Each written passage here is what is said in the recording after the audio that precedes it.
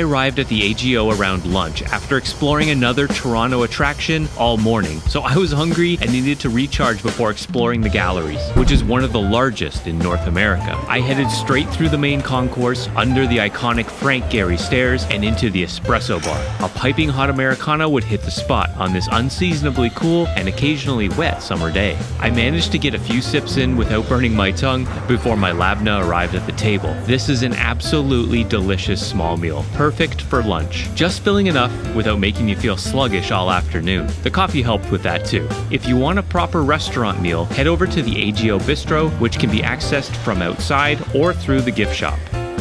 Stick around after the tour when I cover everything you need to know to plan your trip to the AGO.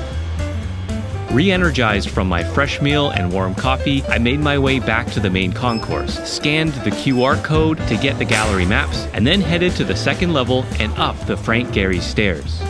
Make sure to take some time to experience the incredible architecture of this iconic building. There's no way for this video to do it justice, but those Frank Gehry stairs are a work of art and an incredible thing to experience in person. From the ground level, it looks like the stairs end at the glass ceiling, but in fact, they keep going, and going, and going. As I climbed the stairs, I became increasingly curious about what was at the top, and when exactly I might get there. Finally at the top, I discovered one of the gallery's highlighted exhibitions. The exhibition space is currently housing the Wolfgang Tillmans retrospective. Full of all kinds of contemporary photographs spanning many years, Tillmans' vast body of work is beautifully displayed. As a photographer myself, I really loved exploring this exhibit. Unframed and seemingly pinned to the wall like in a teenager's bedroom, there's a deeply personal feel to the exhibition, which gives it a character and a human connection we can all relate to. It's not simply photographs, but an exposition of someone's life and experiences.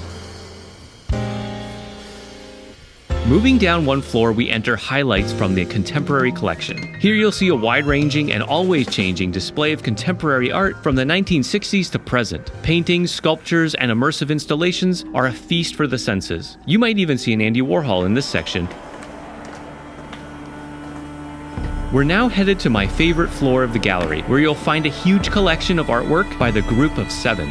When I first discovered the Group of Seven in art class, I was instantly drawn to the subject matter and their style. Drawing inspiration from post-impressionists like Van Gogh and Gauguin, and developing techniques inspired by Scandinavian painters of their own generation, the Group of Seven went on to create a prolific body of work centered around the landscapes of Ontario. From Georgian Bay to Algonquin Park to Lake Superior, the paintings by the group cover a vast and wild territory of Canada and are a point of national pride. The artists and their work is an important part of Canadian heritage. Also found on level 2 is Origins, which focuses on migration and the interconnectedness of all living things. Off of the galleries on level 2 is where you'll find another iconic Frank Gehry designed space. Currently it houses some sculptures, but I believe it can be rented for events.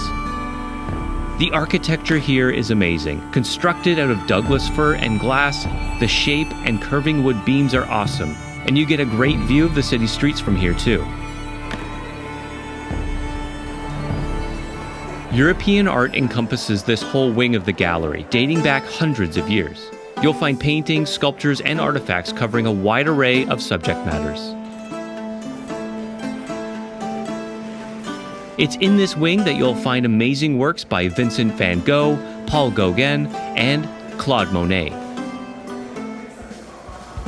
In stark contrast to the classics in European art, on level 1 you'll also find some amazing contemporary exhibits by Canadian artists such as Inuit artist Teralik Duffy and South Asian Canadian Surinder Dhaliwal. Take some time to learn about these two artists and their Indigenous and Canadian experiences.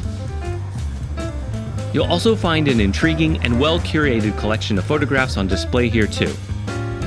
Finishing off level 1 is exhibits about Europe in the 1900s and post-World War II. You'll find works by the likes of Picasso, Emily Carr, and the Group of Seven, to name a few. The lower level has very detailed and intricate ship models based on real vessels. I wasn't super excited about this section, but I was impressed by these models. It's not what you would find in a hobby shop. On your way out, you can go through the gift shop and find all the usual stuff. Plus, they have some nice coffee table books filled with art, which looked really nice. Now that we've done the tour, let's go over some planning. The AGO is located right in the heart of the city on Dundas Street West. To the north, you have the Royal Ontario Museum, and to the south, you have the CN Tower. There's lots of other attractions all around the AGO, so it's one of the most walkable. I walked from the CN Tower to the AGO, and it took me about 18 minutes. It's actually a nice walk with some interesting cityscape scenery along the way, so I'd recommend walking. I took John Street north to Grange Park, walked through Grange Park to the AGO, and it was right there in front of me. The streetcars stop right in front of the AGO, and the nearest subway station is St. Patrick's, which is only a 5-minute walk away. As you make your way inside the building, you'll find the coat check off to the right and the entrance to the gallery spaces straight ahead. The gallery is also fully accessible via ramps and elevators.